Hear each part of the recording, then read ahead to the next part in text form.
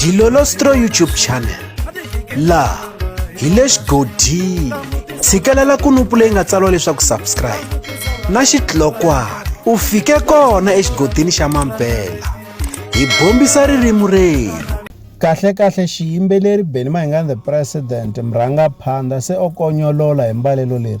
Hi ta tsundzuka leswaku hi siku ra vu-13 Sunguti eka lembe ra 2024 a ku ri na ntirho lowukulukumba ePalms eXawela eJoni, laha ku tlangeliwa siku ra ku velekiwa ka xiyimbeleri Benny Mayengani the President.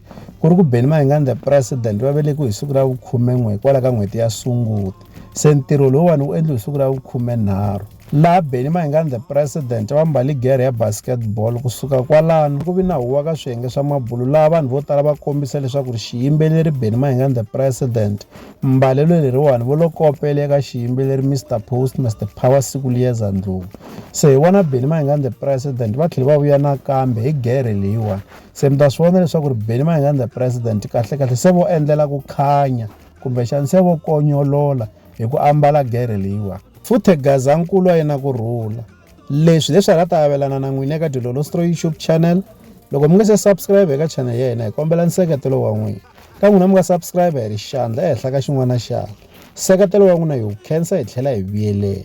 Laha ka Dilolostro YouTube channel hi le xigodini. Leyi i channel ya n'wina ya ka Gaga.